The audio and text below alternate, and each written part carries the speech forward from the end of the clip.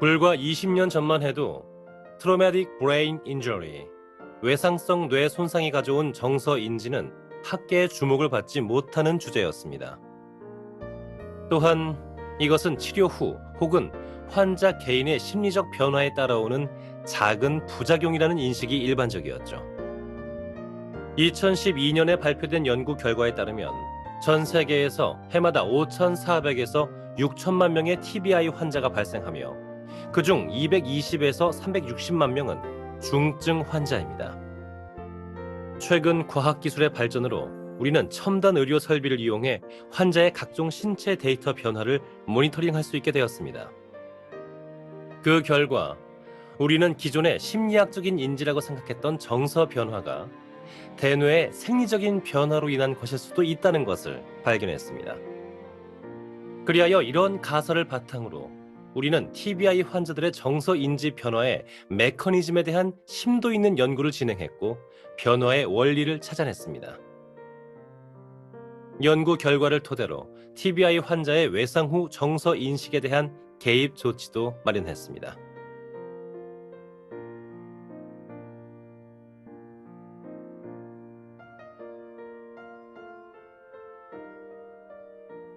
TBI 환자들은 TBI 때문에 초조함이 생길 수 있으며 TBI 이후 초조함으로 인해 다른 인지 기능 장애도 나타날 수 있습니다.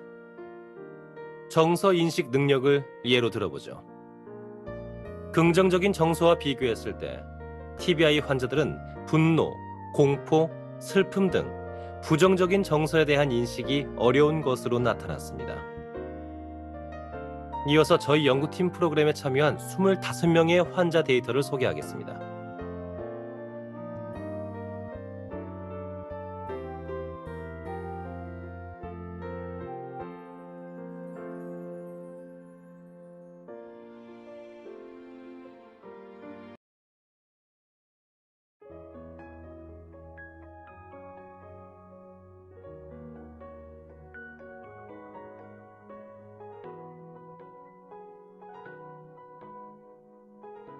올해 선물은 서프라이즈가 아닌가 봐요.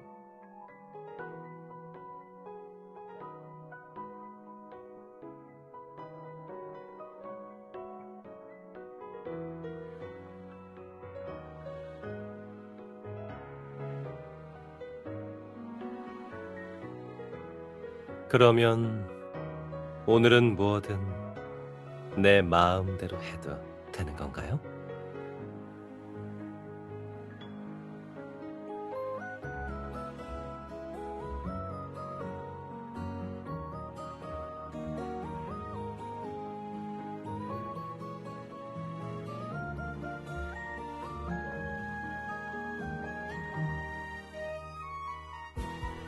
내가 너무 많은 걸 하고 싶어 하면 번거롭지 않겠어요? 그러면 하고 싶은 게 너무 많아서 오늘 다 못하면 어떡하죠?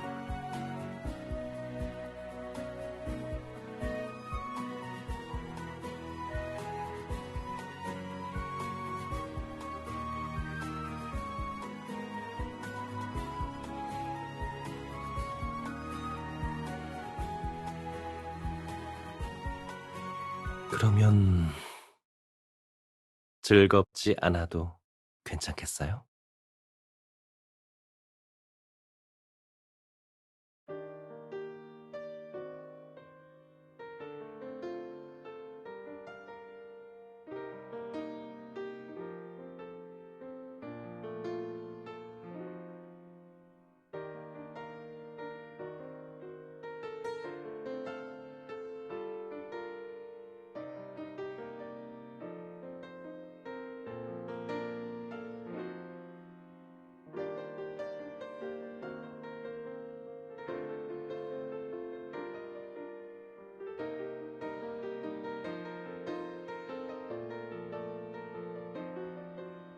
특별한 장소가 생각났는데 여기서 조금 멀어요. 나와 함께 가줄래요?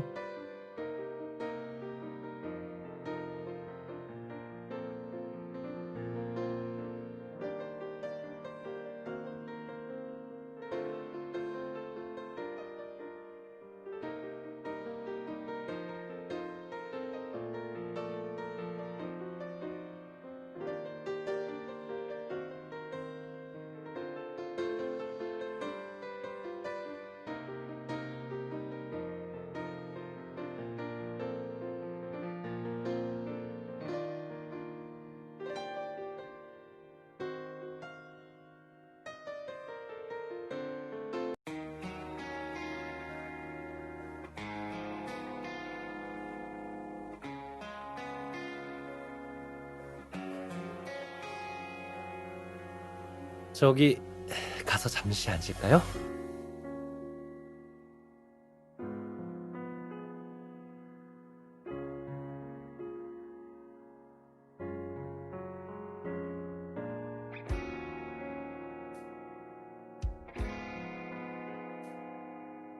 원래 여기에는 옛날 서양식 집이 있었어요.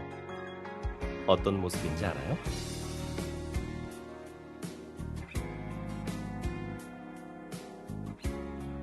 얼룩무늬의 흰색 벽돌집인데 지붕에는 붉은색 기와를 올렸죠. 여기는 산 중턱이라 바람이 자주 불어요. 특별한 날에는 처마 밑에 하얗고 파란색의 깃발을 줄줄이 매달았어요. 바람이 불 때 정원에 앉아서 보면 참 예뻤죠.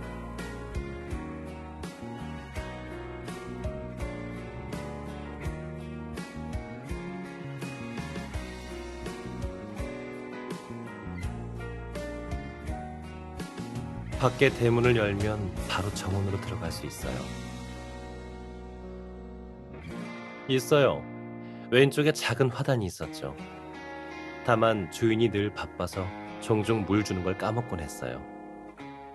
그래서 꽃들이 그다지 건강해 보이진 않아요. 그 집의 문이 바로 당신 앞에 있고 가끔 문을 열 때 끼익 하는 소리가 나죠.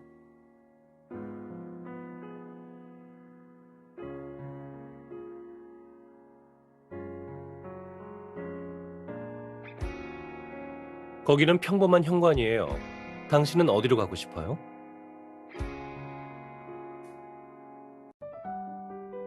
왼쪽은 주방이에요.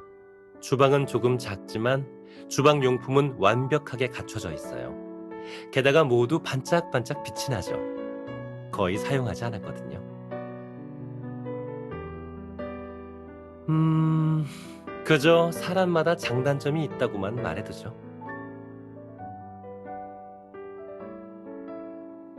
분명히 레시피에 적힌 대로 완벽하게 계량해서 냄비에 넣었는데 왜 이렇게 맛이 이상하지?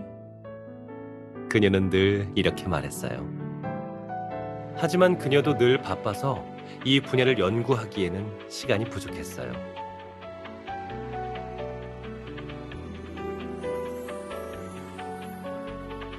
네, 정말 맛있었어요.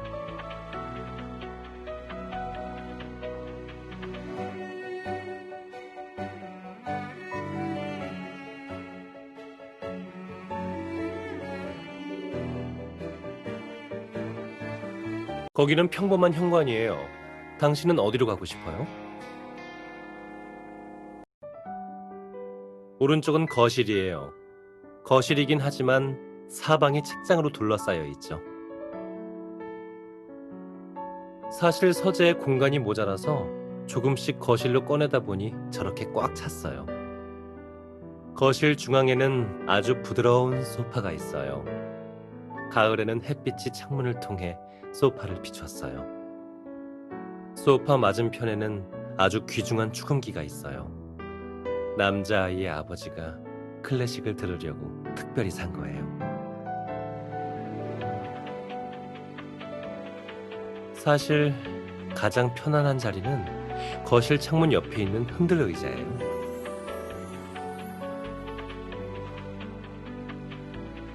흔들 의자의 크기는 이 집의 남자아이에게 딱 맞았어요.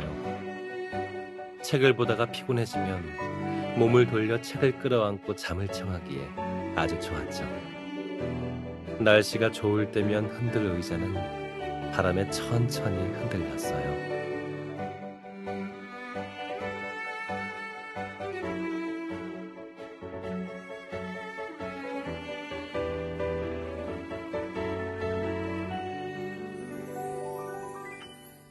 거기는 평범한 현관이에요. 당신은 어디로 가고 싶어요? 앞쪽은 식당이에요. 주방에 비하면 크지만 장식이 단순하죠. 가족 중에는 술을 마시는 사람이 없어서 식당엔 식탁과 의자 3개가 전부예요. 그런 규칙은 없어요. 하지만 그들은 남자아이와 저녁을 함께 하려고 최선을 다했어요. 출장 갔다가 돌아올 때면 남자아이의 부모님은 꼭 풍성한 저녁 식사를 만들었어요.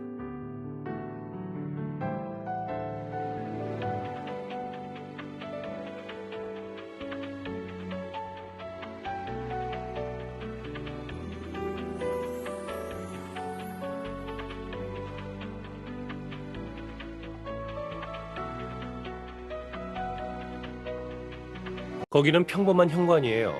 당신은 어디로 가고 싶어요? 거실을 가로지르면 계단이 하나 있는데 밟을 때마다 끼익끼익 소리가 나요. 계단을 올라가면 작은 거실이 있어요.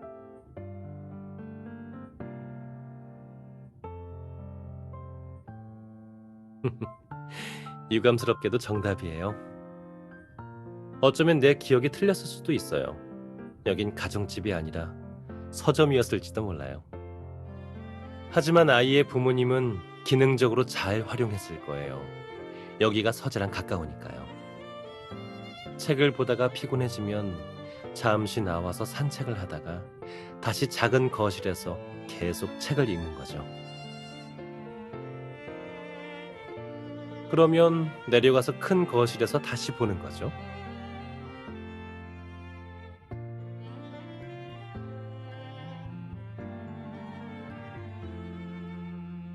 작은 거실 왼쪽에는 긴 복도가 있어요. 첫 번째 방은 큰 침실이고 끝에는 좌우 양쪽에 방이 하나씩 있어요. 오른쪽은 서재예요. 안에는 자료가 많은 편이고 책장에 있는 책들도 대부분 전공 서적이죠. 그 시절 남자아이는 책에 적힌 단어도 이해하지 못해서 항상 커다란 영한사전과 영영사전을 가지고 책을 읽곤 했어요.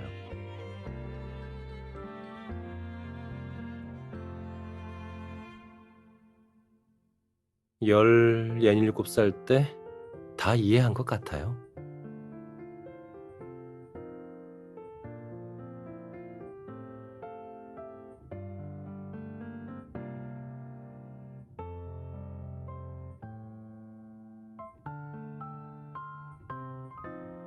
남자아이의 방이에요.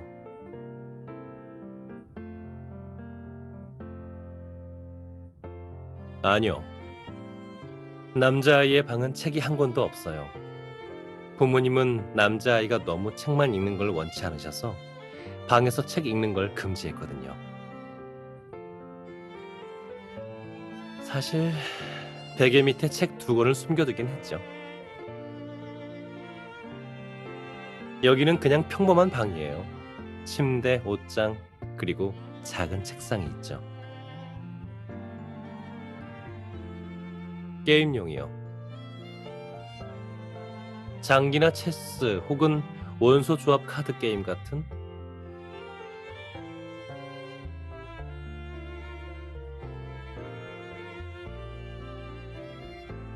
왜냐면 특별한 점은 다른 곳에 있으니까요. 눈 뜨지 말아요. 남자아이의 방에는 테라스가 있어요.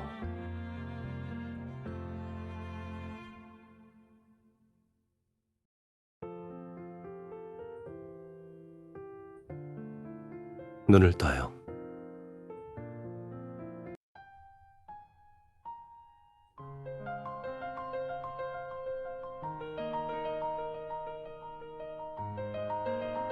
남자아이의 방에 있는 테라스에서는 이 주변에서 가장 아름다운 풍경을 볼 수 있어요.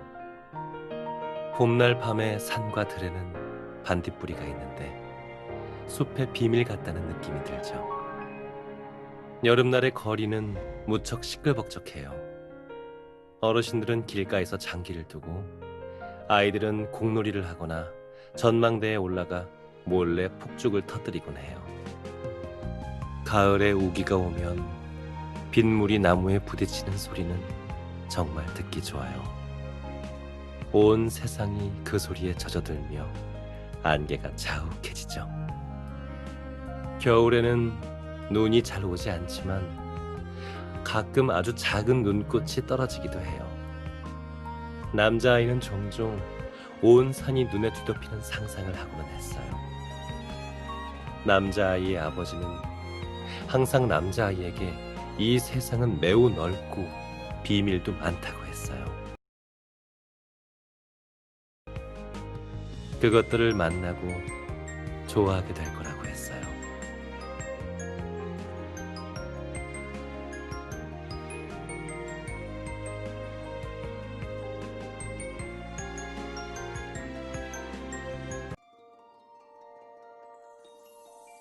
미안해요. 오늘 온종일 나 때문에 터무니없는 일을 하게 되네요.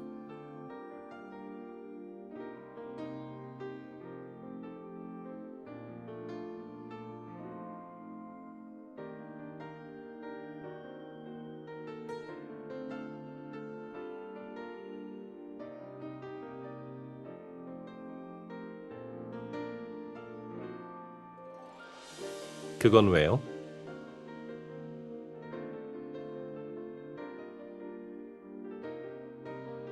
그럼 당신은 자신의 어린 시절에 대해 어떻게 생각하나요?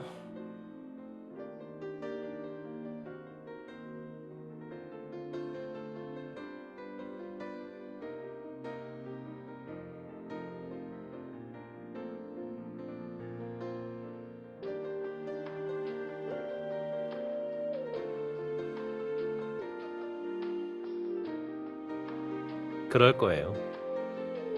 당신은 반드시 그녀가 되고 싶었던 모습일 거예요. 만약 내가 어린 시절의 나를 만나면 어떤 기분이 들지 잘 모르겠어요. 당시에 그는 모르는 것이 너무나 많아서 모든 일에 정답이 있다고 생각할 정도였어요. 기쁨과 고난, 그리고 슬픔도 포함해서요. 그리고 사랑도.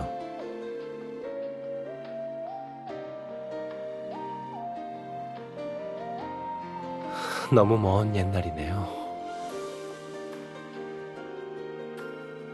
음?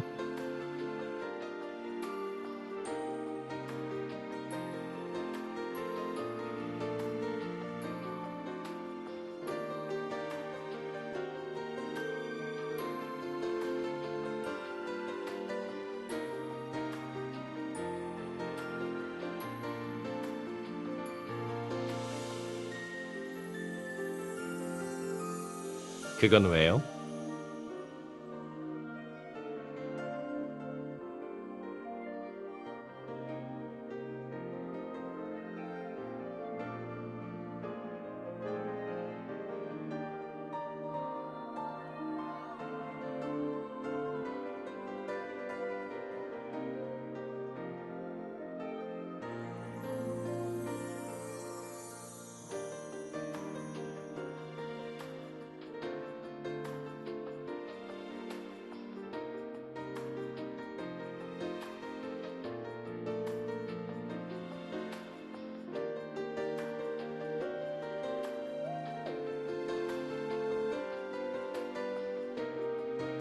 그래요.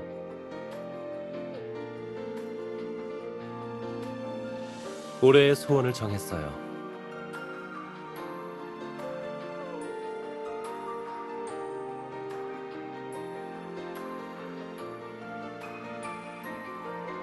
소원만 빌었던 게 아니에요. 그들에게 해주고 싶은 말이 있었어요.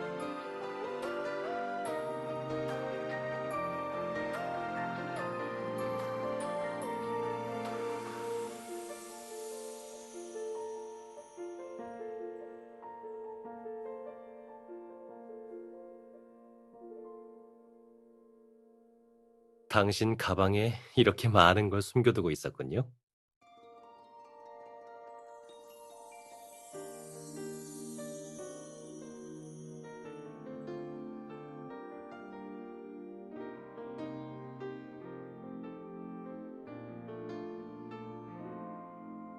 고생했어요.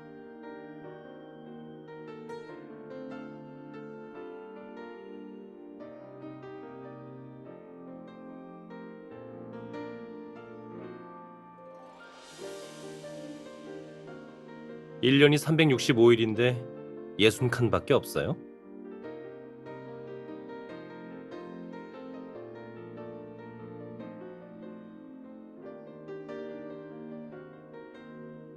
고마워요.